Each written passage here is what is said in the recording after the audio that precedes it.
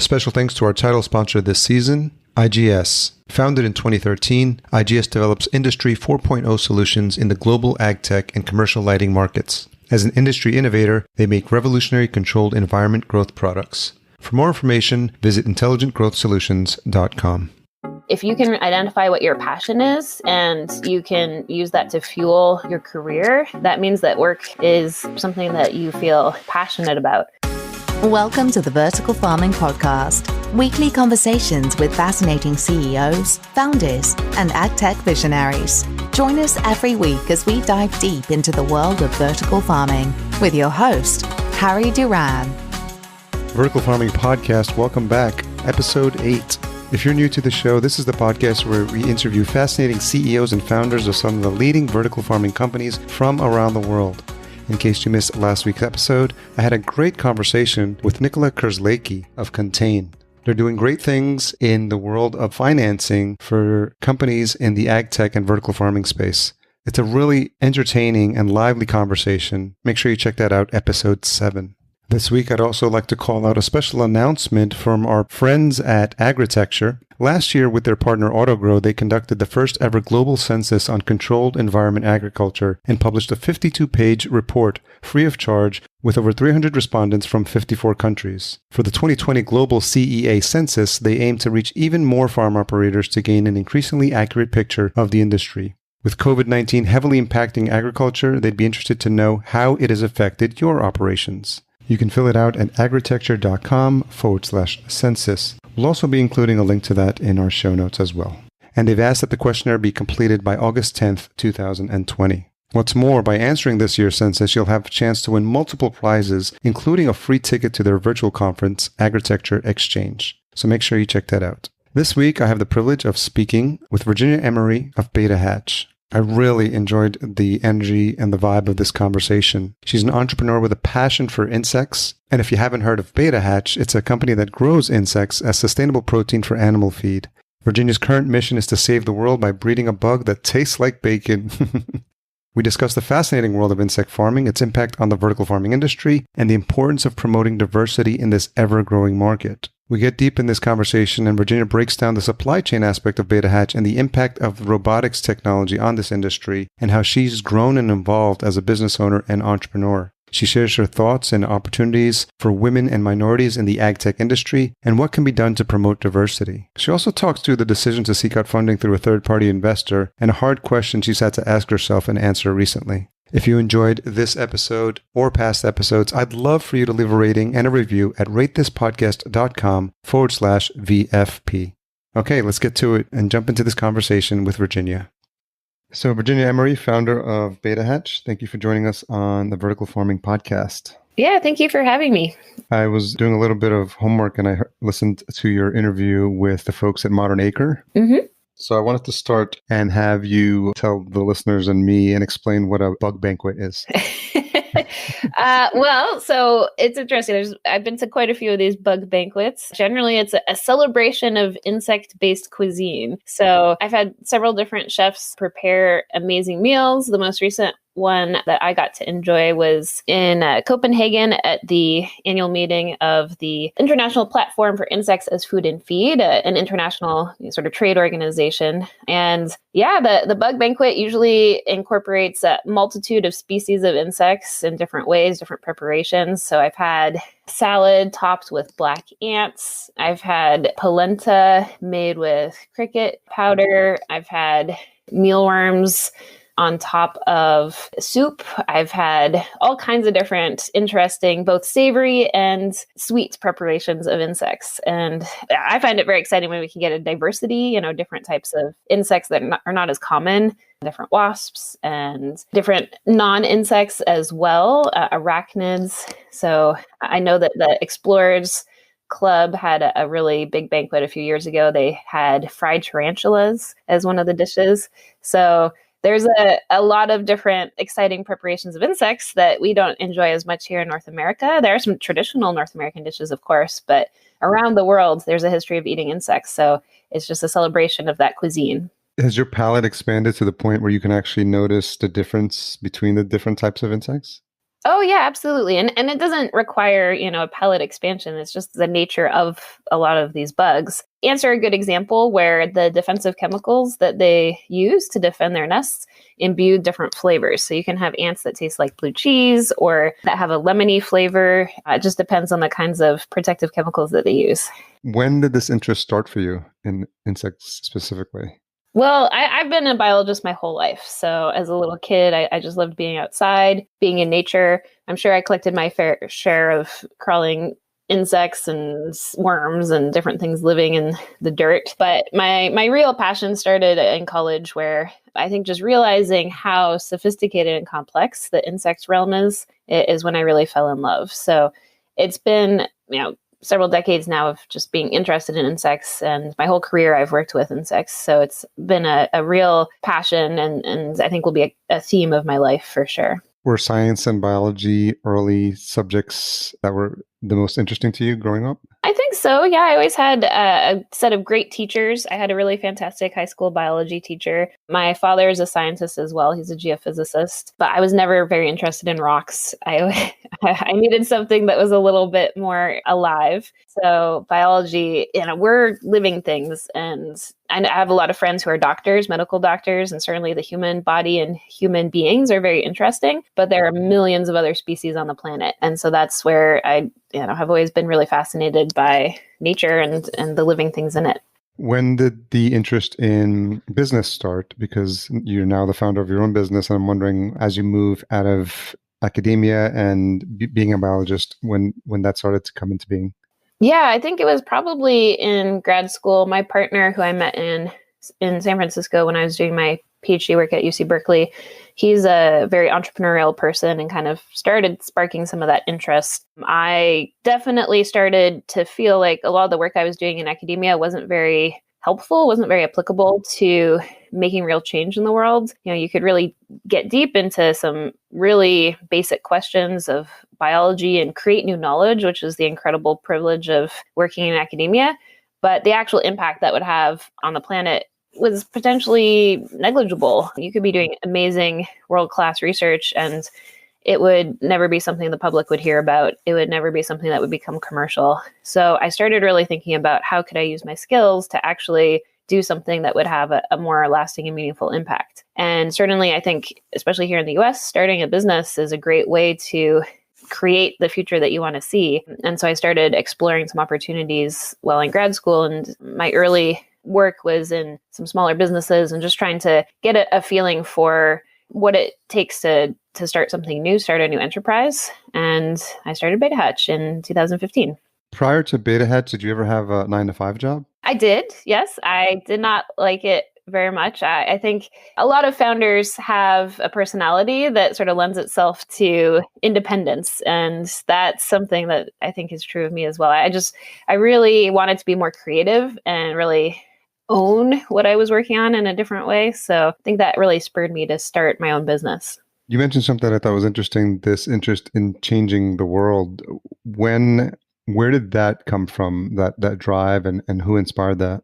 Well, I had a great friend in high school who unfortunately passed away, but he was in this firefighting program with me, and he was extremely passionate about firefighting. He knew from an early age that's what he wanted to do, and he would frequently say that if you find a job you love, you'll never work a day in your life. And I think that is something that has stuck with me since then, that if you can identify what your passion is and you can use that to fuel your career, that means that work is not work in a sense of something you're not enjoying or something that's burdensome, but rather something that you feel passionate about.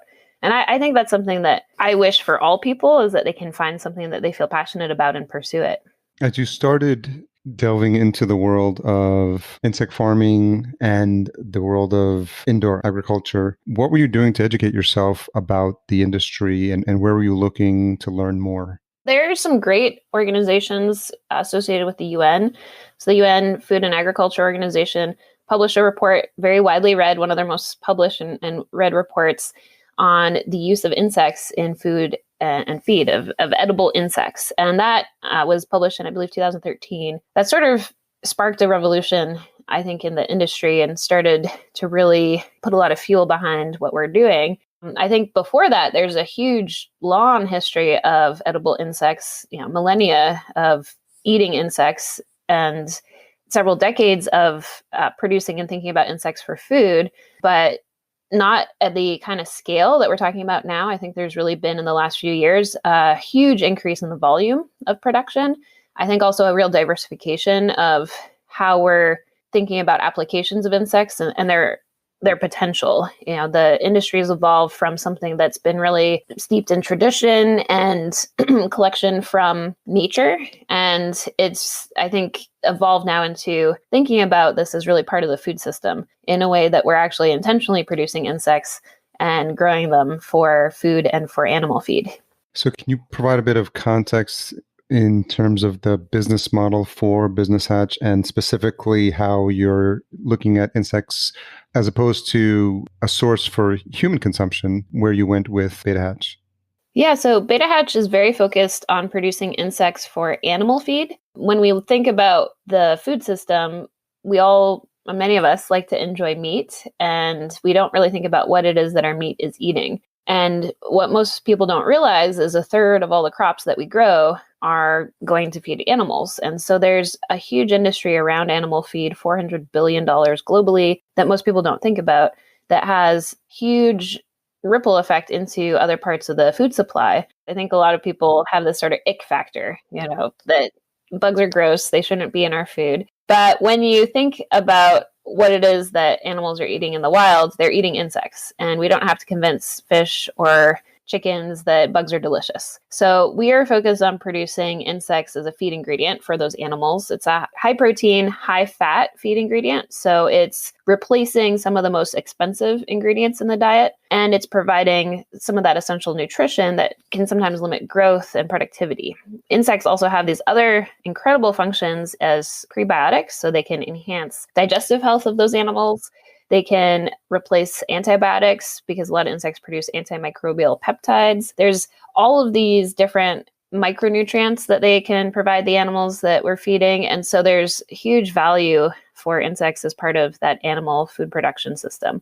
And it's not just about producing meat, it's also about creating healthful and hypoallergenic diets for companion animals, for dogs and cats, for exotic animals at zoos. There's a lot of other applications of insects in the feed system as well.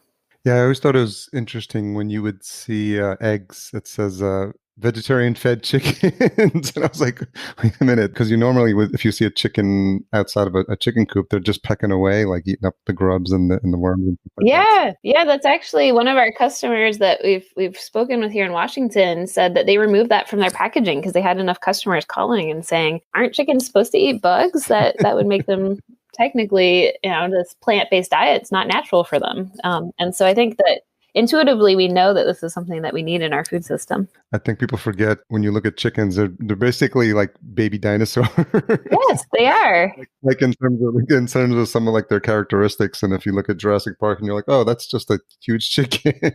Yeah, pretty much. Yep. And they love to eat bugs. Yeah. What were some of the surprises as you started working through this business model and things that you had to learn on the fly as you started to grow this? So, yeah, I've been producing insects for 5 years with Beta Hatch. We've grown in scale, but it's still a very small business in the scale of the market. A lot of the customers that we're trying to work with just can't write contracts with us because we don't have the volume of production that they need. And I think that the scale of the need for these alternative proteins is probably the single, I don't want to say most surprising thing, but the most challenging thing for the industry. It's a very supply limited industry right now where the demand far exceeds what the supply is globally. This isn't just for our company, but for the entire industry. So I think that there's a bit of a chicken egg problem, or rather a beetle egg problem. I have to work on replacing that phrase to be more appropriate for us. So the beetle egg problem is that a lot of the customers want a very large volume to make commitments to purchase, but we need to get their commitments and their interests in order to secure the funding and the other elements of, just building that business to get to the scale that is meaningful for them. So the customer wants the volume to already exist. We need the customer's commitment in order to scale to that volume.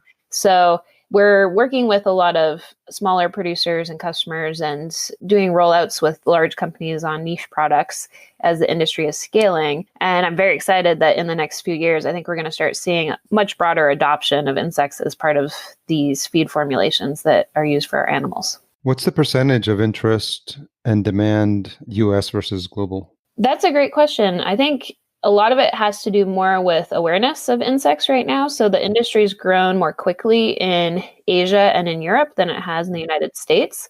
Beta Hatch is one of the largest producers of mealworms in the industry, but we're still extremely small. We're the largest producer in North America of mealworms for commercial animal feed. And again, still at a fairly small scale, but that demand is huge. And I think it partly has to do with the structure of the feed industry. A lot of aquaculture feed, for example, is produced in Europe by nature of just where the fishing industry exists. And I think that we're going to start seeing some shifts in that industry as insect protein production opens up new geographies, because we basically can decouple, for example, fish food production from the ocean. So we can be producing that now on land in insect farming facilities. And so we have an opportunity to really establish new business, especially here in the US. The US is a net exporter of feed because we produce a lot of soy, but we're a net importer of aquaculture and seafood and aquafeed products.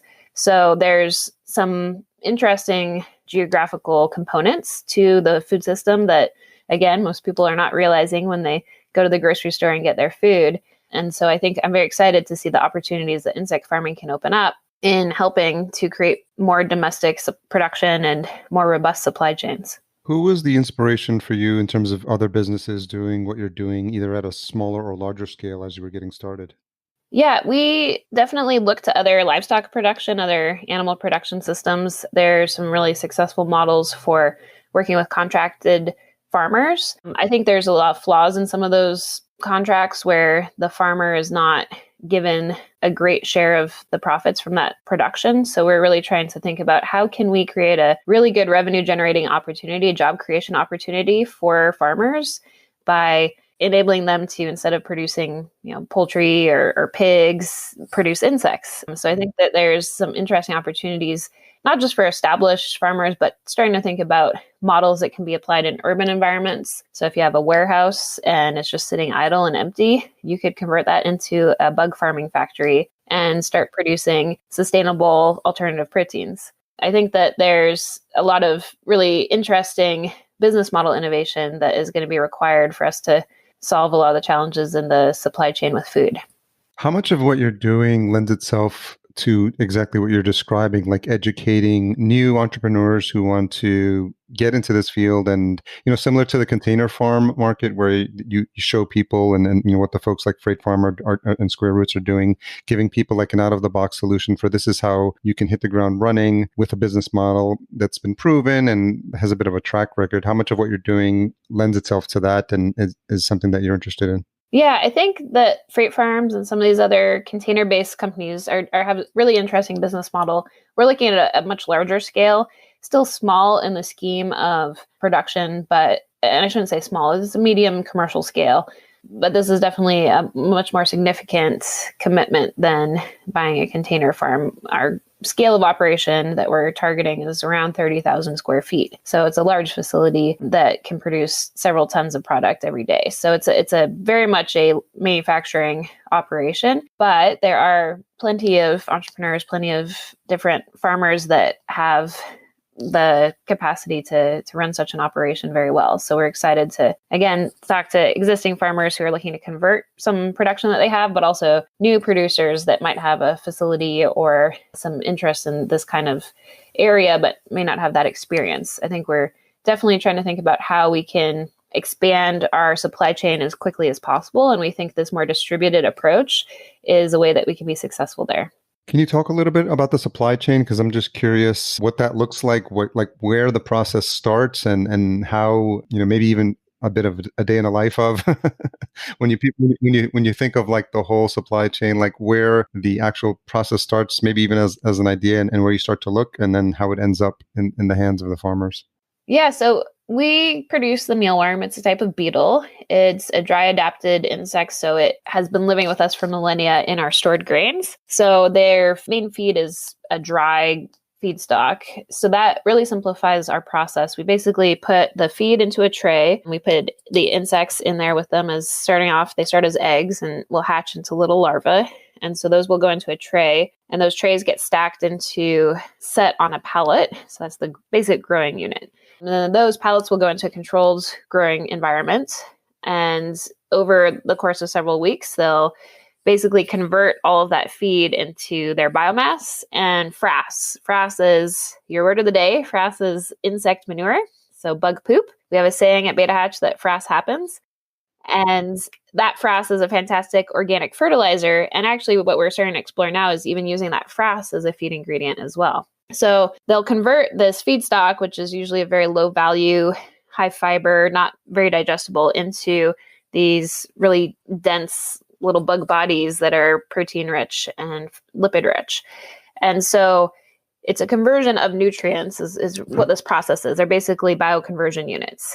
And at the end of the growing cycle, we take them out of those grow rooms and we separate the mealworms from their frass, and we remove the water usually from the mealworms to make for easier transport and to prepare that product for the feed customer. And we are an ingredient supplier. So we produce this raw ingredient and we work with feed formulators to combine that into a formulated diet. Because even though we do actually have a lot of evidence that, for example, salmonids can survive, and not just survive, but thrive on a 100% mealworm diet, we do know that a lot of producers like to blend that ingredient with other nutrients, either for cost reasons or feed conversions or efficiencies. So it is, as a sole ingredient, extremely high performing, and in some cases isn't a complete nutrition for the animal. But we do know that most of our customers are blending it with other ingredients as a formulated feed. So that's sort of the production process. Our supply chain and how that works is that we're looking again to this distributed model where a rancher that is growing our insects would buy the eggs and the feed from us. They would do this process, grow the product up, and then we would buy back all of the frass and feed from them to be able to sell through our channels. So in this way, we remove all of the need for that customer. So our rancher doesn't need to think about sales and marketing. They just need to worry about operating and running the farm. And that, gives them some guaranteed revenue for their work. It gives them a lot more certainty around the process because we're helping control the inputs and we control that process. And so this is the model that we're looking to expand and create hundreds, if not thousands, of insect farms around the world. And so I think that's a model, again, that's still in early development, but we're very excited to see that grow over the next few years. Is any of that technology or any of those systems proprietary? Well, most of the work that we do in technology development is around the life cycle of the beetle. So getting the eggs, that's where a lot of our technology lives. So Beta Hatch owns and operates the egg production facility, and that's where most of our technology lives. Certainly, there's some proprietary elements about what we do. We have a custom tray that's been optimized for production. There's huge amount of data and research that's gone into the development of our process. But naturally, working with a rancher, there's a little exposure there of our technology. So we have to be thinking about that as we think about which part of the process we have outside party do versus we do ourselves. So fortunately, just feeding up the insects and helping them grow is a fairly straightforward process. And we've tried as much as possible to use off-the-shelf technology so that we can really accelerate how quickly we can scale these operations and we can maximize the flexibility in our equipment supply chain for how we get these facilities up and running.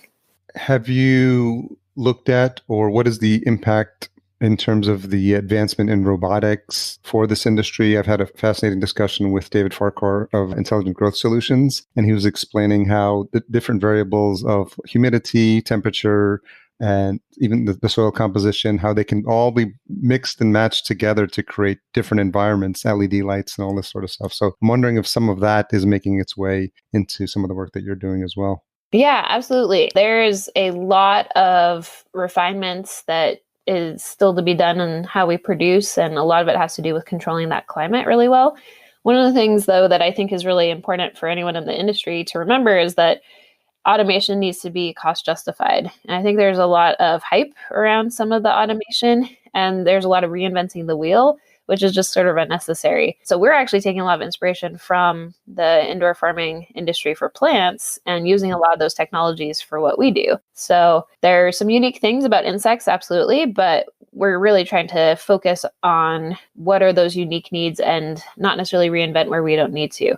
Fortunately, the industry is developing enough now that there are producers of custom equipment and that have some solutions that are immediately applicable to us.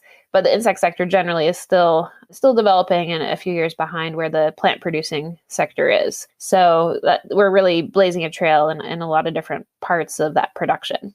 And certainly that big data, approach to how you really optimize production is something that we're using and we have been using from day one as a team of really skilled technologists. We've been developing a huge infrastructure to be able to handle and manage a lot of that data because you have this opportunity to really learn about and refine that production. I mean, this is the exciting thing about developing a new crop.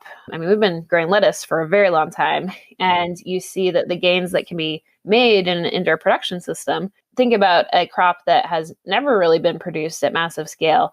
The gains that we make sometimes on a daily basis, one day to the next, we can have huge doublings of productivity in some cases just by simple changes in our process. So we have had a really great track record of some big leaps and jumps in the productivity based on the innovations that we've been applying to the process and the biology and the technology and equipment that we're using.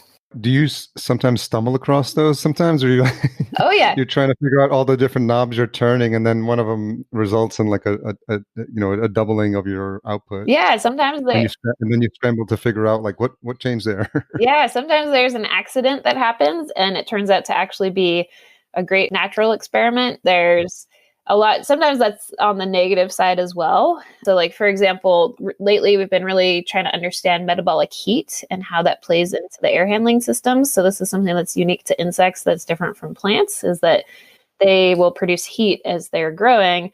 And if they overheat, that can be really detrimental to their growth. And so one of the things we've found recently in setting up some of these experiments, we are actually realizing that even a small exposure to some of those conditions can have effects weeks later. So just really understanding, sometimes you set up an experiment to test one thing. And if you're not properly tracking all of these variables, you don't know what the impact is of that modification. So we're learning that things that otherwise seem like they shouldn't have too much of an impact can have strong ripple effects. And that goes both in the positive and the negative direction. So lots of breakthroughs for sure in just doubling the density that we can grow them at, or some of these things that have happened in the last year, which are allowing us to exceed a lot of those technology targets and milestones that we've set for ourselves pretty quickly. Interesting. Changing gears slightly, how have you grown as a business owner since you started Beta Hatch? Yeah, I mean, the company started just off with me growing bugs in my backyard in 2015. We grew into a converted office space, and then we built out our first warehouse project, and now we're building a pretty large flagship facility in Kashmere, Washington. So we've grown from sort of just myself in my backyard to a team of 14 and a 30,000 square foot flagship facility that's got a huge amount of automation, and we're actually building out a lot of new custom equipment to enable the process at a massive scale. So incredible growth. Myself as a business owner, it's been an interesting transition going from academia into entrepreneurship. I've had to really think about and learn how to communicate differently because it's a very different style of communication in business. I've learned everything from, obviously all the nuts and bolts of growing bugs, but the nuts and bolts of, your accounting and customer management and PR and, HR, all kinds of things. So, as an entrepreneur, like that's one of the most exciting things I think about having a business is there's always something new to learn. And that's something that we really value at our company is we really work to hire lifelong learners. That's something that we try to emphasize as much as possible in our hiring and in the culture of the business. Yeah, it was some of the most interesting learnings for me because I moved out of my corporate world. I was in financial companies in the marketing department for almost 18 years. And so moving to becoming an entrepreneur, I always like to give the example of it's like Narnia. when you go into step out of the wardrobe and you're just like in this world of like digital marketing and online marketing, and you have to quickly learn and realize the things that you're not good at. Like for me, it is accounting. And I avoid like the plague, like reconciling my books and stuff like that. So I'm always interested to hear how people who are not naturally born entrepreneurs, because I wasn't, the people that had, there's the stories of the people that had the lemonade stand when they were like 5 years old.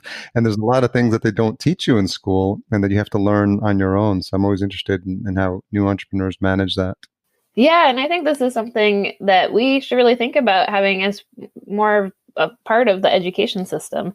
I think that there's a real problem of creating opportunities for people in the country in an equitable way. And one of the ways that we can work to level that playing field is helping young people gain skills in entrepreneurship and in science. I think that having a real comfort with numbers is something that is really needed for a lot of different jobs. And I think that that's an area that I was into math, but not, as into math as I think I could have been if I had realized just how many different ways you can apply it. I think you need to find a way to make it meaningful for people and to tie it back to something they care about. And so that's why I think entrepreneurship is a great way to teach how to be looking at these skills in a different way.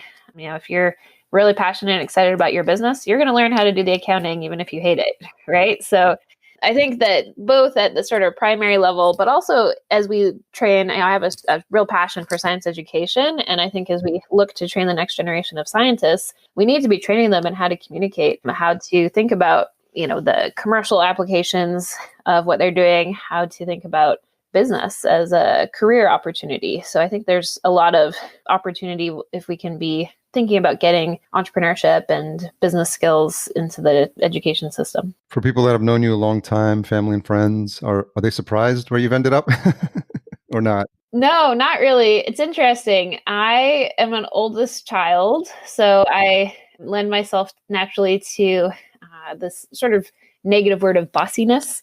There's, these negative implications for being bossy when you're a woman, especially. But I have always been bossy in my whole life. These are just leadership traits that instead of encouraging it as, hey, you are a leader, people say you're bossy. And that is something that I never really took issue with, which is fortunate. I had some really supportive parents and teachers who never made me feel like that was something I needed to get rid of. But it is something, at least professionally, I've run into some issues around that bossiness that instead of cultivating those leadership skills, it can sometimes be framed in a negative way. So, I really try to, when I'm thinking about mentoring younger people, encouraging those personality traits that have some real value. And I think that those leadership traits of being someone who has a vision and makes that happen, who tries to take charge, who is trying to be a builder and a creator, those are things that I've always had as part of my personality. And so I think even though it wasn't necessarily a logical progression from that science and academic focus that I had, I don't think anyone's too surprised. I've always pursued my interests with a real drive. And I think that naturally being an entrepreneur fits really well with that. We're having a discussion in June of 2020. So top of mind for everyone in this country is the topic of diversity. And I'm wondering, you as a female business owner, what you've seen and what the state of the AgTech industry is for female owners. And if you've thought about that and how your position is obviously a shining example for women and minorities who might look to enter this market.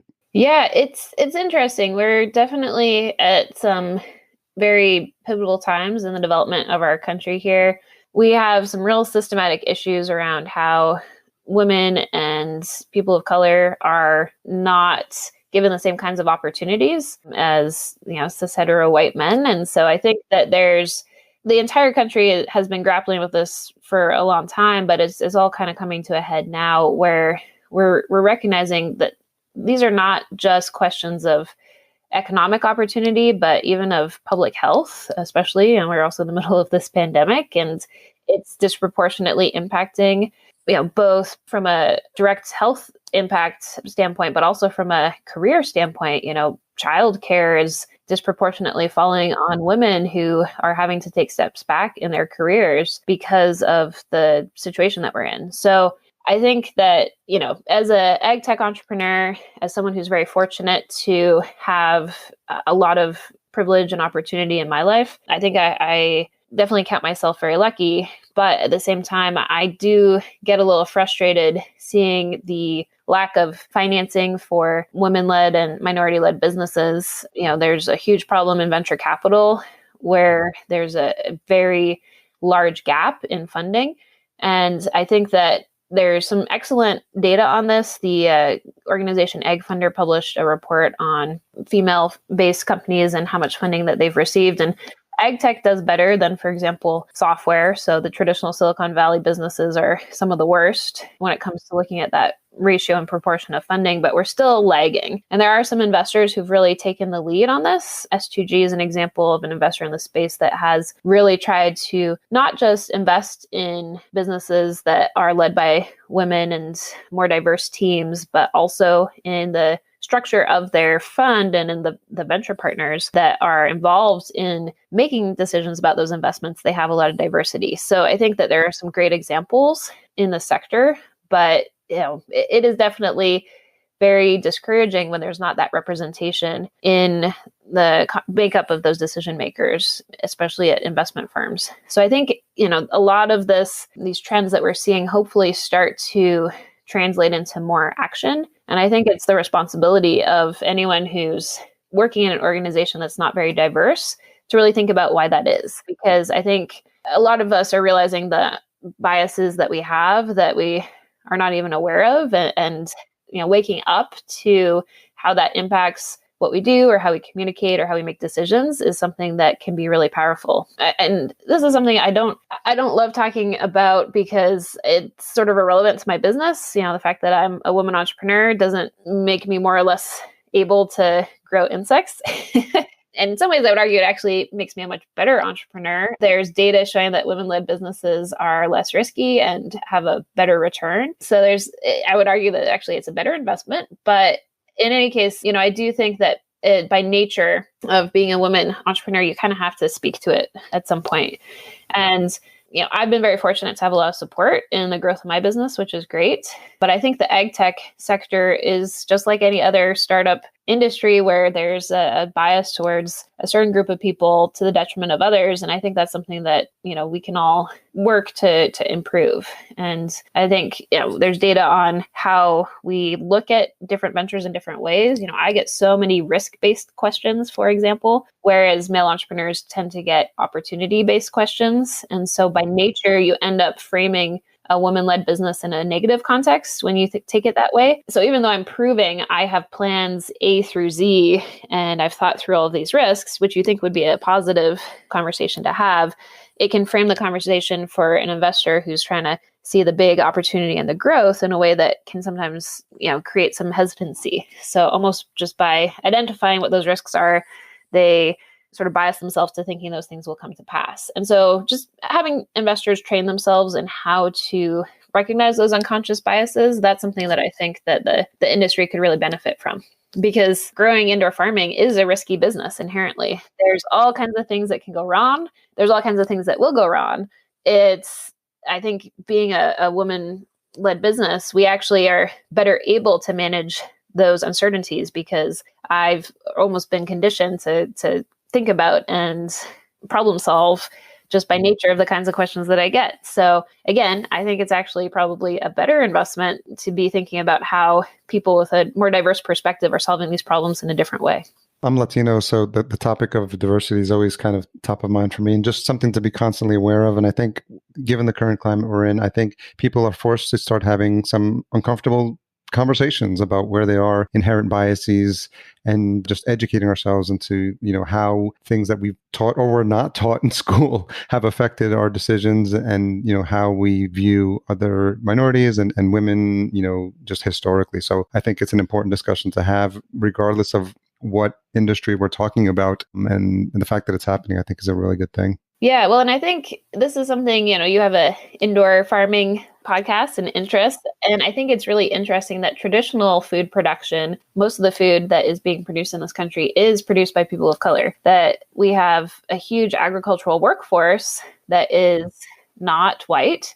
And I think that it's very interesting that the indoor farming sector is largely white. That being said, the labor, even at a lot of the operations are still, we see a lot of people of color in the direct production of our food, but not necessarily in the leadership of our businesses that are producing that food. So, we've been trying to create a culture where we can create avenues of opportunity for people to advance into other roles in the business as much as possible. We're trying to really think about and require Spanish speaking as just a mandatory requirement for operations leadership at our business, because we know that that's very important for communicating with your workforce. And we want to be creating opportunity for people from, again, a diversity of backgrounds to excel in our business. And so I think the indoor farming sector, does trend very white and male. And I think that's something that there's a lot of ways that we can address that. And I think that I'm very excited to see what happens in the next few months and years as the country sort of starts to address some of these systematic issues.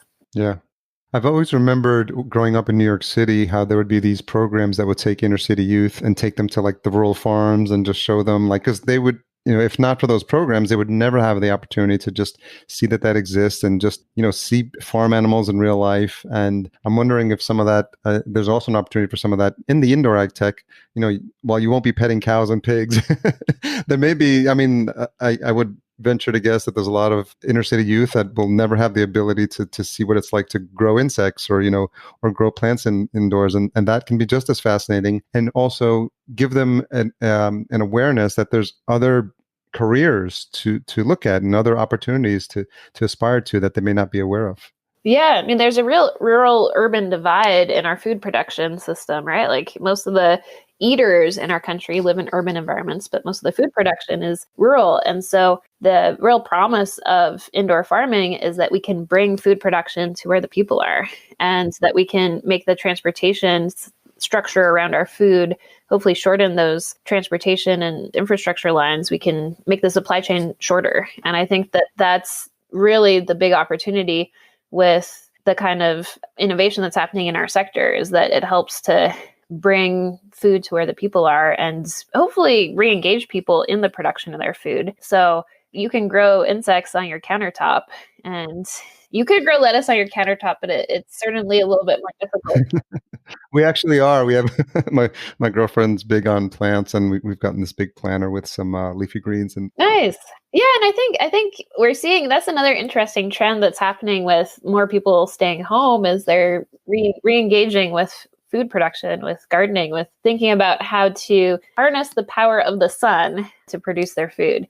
And I think that our mission with insects as part of the animal food system is to, instead of using things like fish meal, where we take all the smallest fish out of the ocean somewhere near Chile and then ship that over to a feed manufacturer in Norway and then send that back over here to a fish farm in Washington, we can be producing that feed from organic waste products right there next door to where the consumers of that product are. So shortening all of those supply chains and removing the reliance on these outdoor systems that are vulnerable to climate change and disruption. Climate change is going to be the major disruptor of our generation, of the species and sort of direction of the planet. And I think that food production is really vulnerable right now to some of the impacts there. And so indoor production is a way to help mitigate against some of those risks. But we're definitely not seeing the kind of growth in the sector that we need to,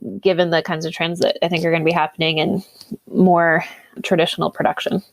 Yeah, exciting times ahead, definitely. So speaking of looking forward, you recently received funding from Wilbur Ellis. I think it was about $3 million. So can you tell me about the need to look for that funding and what the plans are and how you're looking to grow with that additional support? Yeah, so Wilbur Ellis is one of our investors. Innova Memphis is the other co-lead on that round. They're a rural investor that is excited about creating opportunity in rural environments and, creating jobs and helping to stimulate rural economies. So very much what we do is in that realm. We're really excited to have that partnership with Wilbur Ellis Cavallo Ventures, which is their venture arm, because they are a really valuable player in the supply chain. They're a distributor of specialty feed and fertilizer products. And so they see and understand and talk to farmers across the supply chain, across sectors and markets. And so it's really allows us to find the best fit for what we do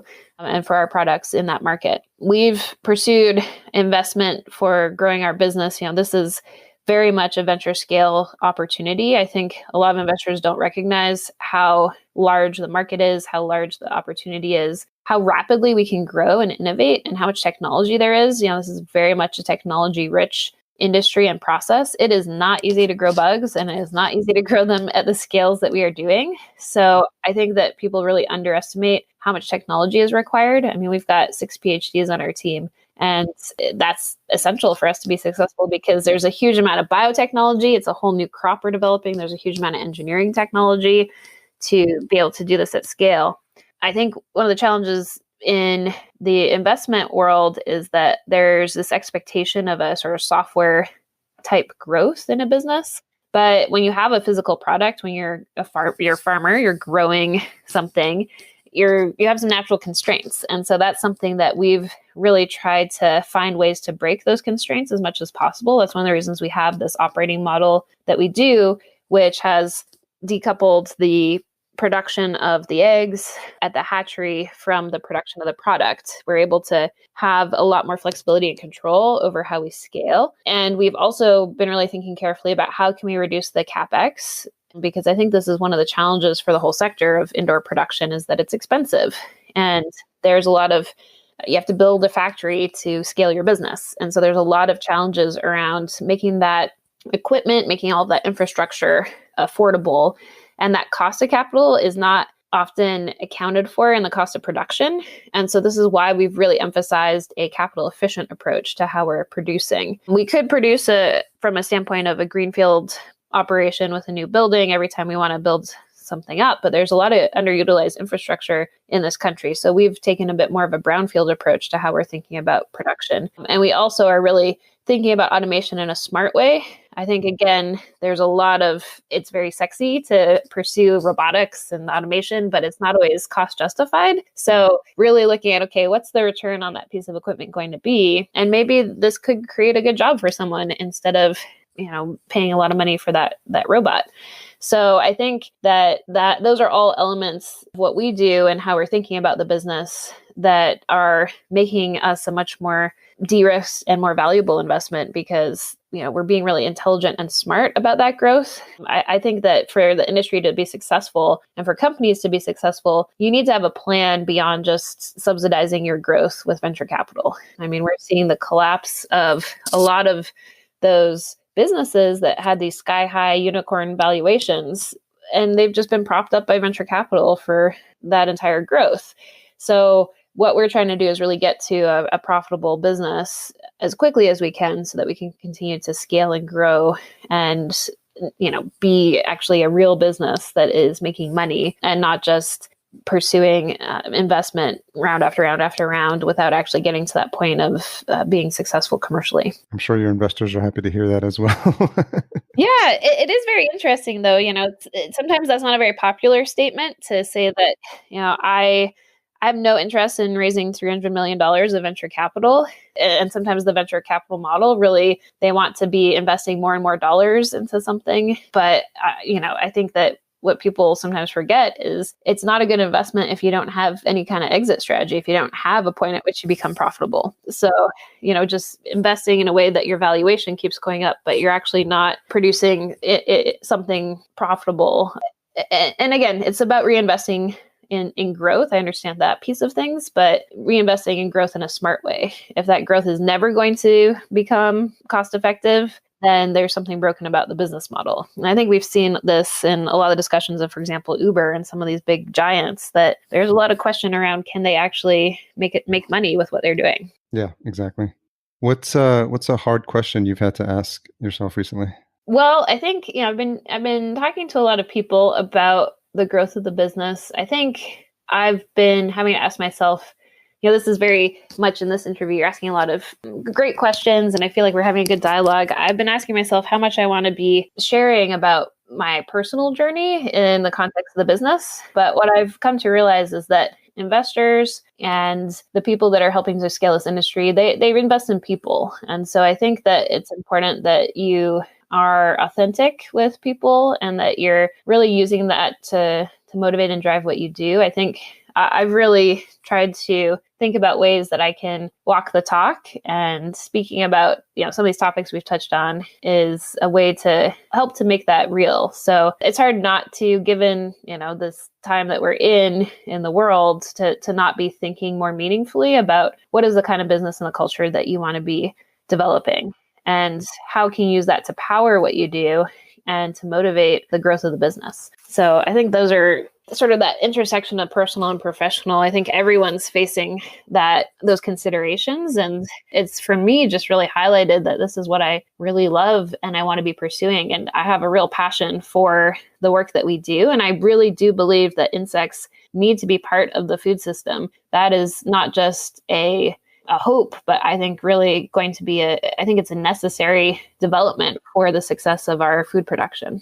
Well, Virginia, I really enjoyed our conversation. It was a bit wide-ranging, and I learned a lot, and I know our listener learned a lot as well. So thank you for sharing and for opening up on some subjects that may have not have been directly related to what you're doing with the business. But I think, to your point, it just humanizes what you're doing as a business owner and some of the challenges that you're facing as you look to grow and scale. Yeah, well, thank you for having an interest. I think it's, as an insect producer in a sector that's dominated by plants, I think it's really exciting to talk about how we can be bringing other production systems indoors and helping to create a more stable food supply chain, thinking about creating, and again, when we talk about diversity, I think we need to talk about crop diversity as well, right? Like there's this huge emphasis on leafy greens, but there's only so much salad that Americans can eat.